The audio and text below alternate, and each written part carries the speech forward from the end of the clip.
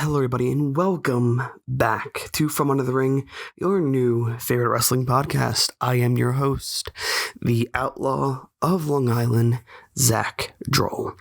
Today, I want to talk about WWE versus AEW, brand warfare, the Wednesday Night Wars. So, to a lot of people, the Wednesday night wars are not a thing. Some of the wrestlers, it goes, well, we're all friends, there's no war going on. To some people, it's like, oh, it's just wrestling, different content's on, doesn't matter, watch whatever you want.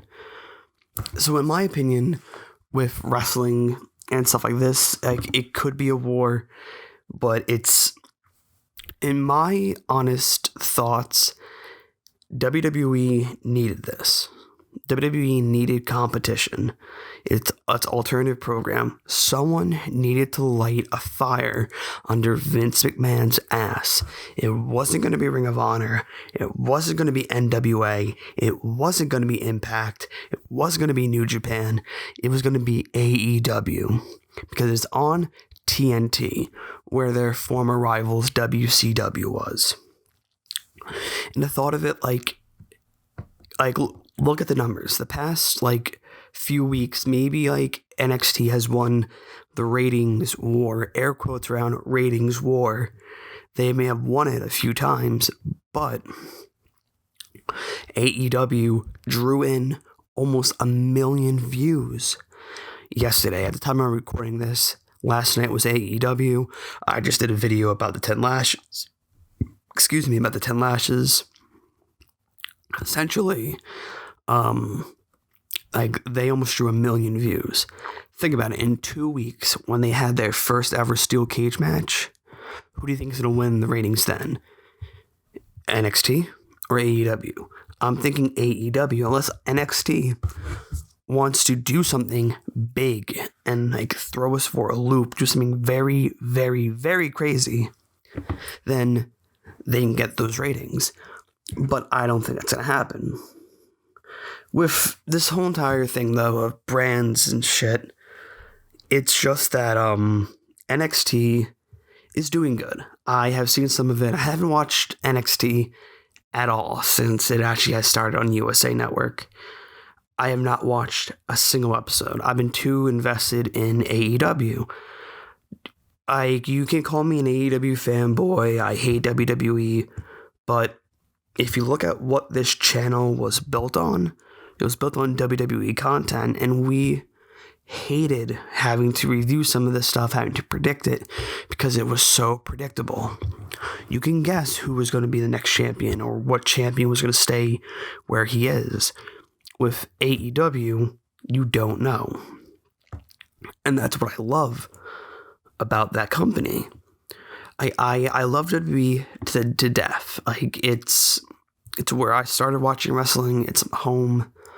I have had some memorable moments watching WWE, especially at this past Royal Rumble when I freaked out after I saw Edge return after, almost a decade of being injured. And overall, just, I'm trying to think. It's hard for me to convey and think about all this stuff, but just WWE, I doubt anyone from WWE is listening to this. Really do. It's pretty much impossible for this to touch their ears, but for anyone who is listening in WWE, let this fire roar. Let's let AEW just help you out. Not as in crossover. No. Let them win a lot of the ratings. Then you guys come back, give us some of the best storylines we can ever imagine. Erase that Lana and Bobby Lashley Rusev thing. Scrub that from history. Please scrub that from history. When that was on my screen, I hated it. Just think about what you're doing. Write a story that's going to make us want to come back. like with the Randy Orton and Edge thing, that makes us want to come back. We want to know, why did Randy do that? Like, is Edge going to be capable of putting on a 5-star classic match as he was back in his heyday? Or like write a story involving, say, AJ Styles and I'm trying to think of a name off the top of my head. Maybe the club, the OC. Have a story with that, even though you did it 100 different times and it was garbage. Build up this thing with Drew McIntyre and Brock. Build it up more. Screw this Saudi Arabia thing with Brock and Ricochet. Forget that. Just build more of this Drew versus Brock thing. Make Drew this white hot baby face. Throw him into the fire and like let him go.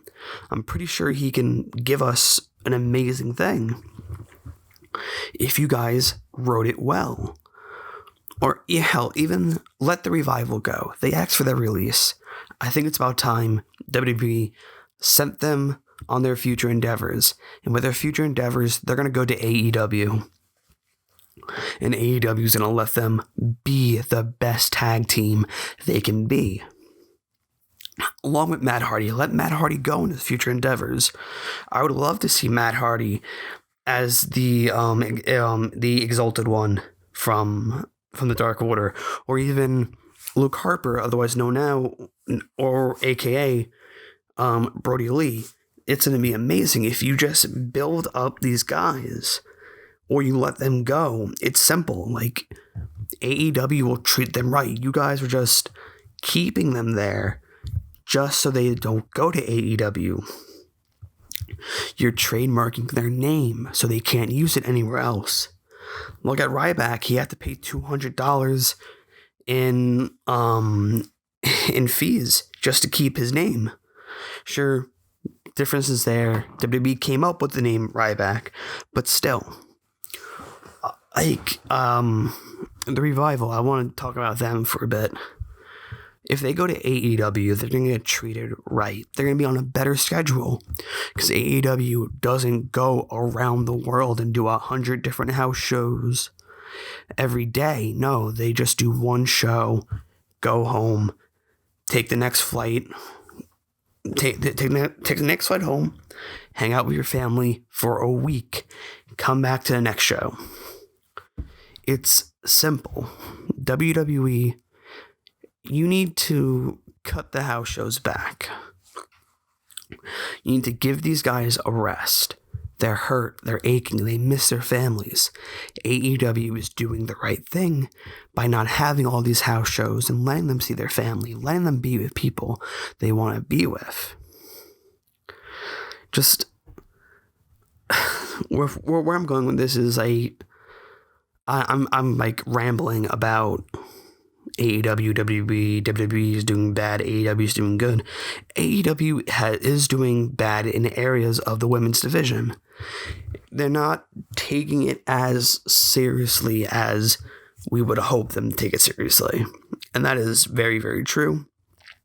In all honesty, they're not doing that great with them. Excuse me. But AEW is going to learn from that mistake, and they're going to build up a better women's division. In my opinion, Riho does not deserve the AEW women's title. That should have went to someone like Chris Statlander, like Britt Baker, like Nyla Rose. Like, those are the people who deserve the women's title. Kenny Omega is working his way to probably... Kenny Omega is really... He's working his way. He's working his ass off to make this women's division good. I think he knows a lot of people are criticizing it, and he's trying. The tag team division is amazing. Young Bucks, keep doing what you're doing. You're making tag team wrestling actually mean something. WWE, take notes from them. They're making the tag team division actually feel like a division and not just like this random segment where you see the Viking Raiders destroy two local guys from New York or Long Island. Like, no, that's not what tag team wrestling is. Tag team wrestling is SoCal Uncensored, SCU, versus the Best Friends, versus, or Dark Order versus Butcher and the Blade, or the Young Bucks versus Kenny Omega and Hangman Adam Page, which I am predicting right here, right now, as of one moment. February 6th, 7:40 p.m. I'm predicting it's going to be the Young Bucks versus Kenny Omega and Hangman and Adam Page at Revolution. My phone just went off. Oof. I'm not cutting this out because we are a podcast where we don't care about our flaws. In closing, though, WWE versus AEW is by far probably the thing that wrestling fans needed in our lives. If you look at it, like, hell, if it wasn't for AEW forming, I probably would have just abandoned this channel and this podcast. Because, like, WWE killed my drive of talking about wrestling. I'm talking about wrestling in a public forum, in a way that I can get my voice out there. And in doing so, with WWE, AEW doing head-to-head battle, I'm able to do discussions like this. I'm able to think of booking ideas because now I have a drive. I am planning on doing a booking idea of Hangman Adam Page turning heel, Luke Harper, Brody Lee being the Exalted One. A lot of things. I have a lot of booking ideas on how I can how I can put things in a way that it will be a good story. My Marty Scurll joins the Inner Circle was a little bit not that good, in my opinion. That's because I was coming back to it. I'm rusty. But with this said, guys, thank you all for listening. Don't forget to like, subscribe, favorite, share, do whatever you can to help promote this podcast. I am your host, the Outlaw of Long Island, Zach Troll, wishing you all a good night, morning, afternoon, day, pre-evening, whenever the hell you're listening to this.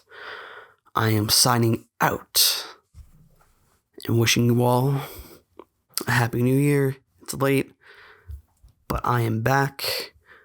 I just wanted to talk about WWE versus AEW. So yeah, goodbye, guys. Have a good one.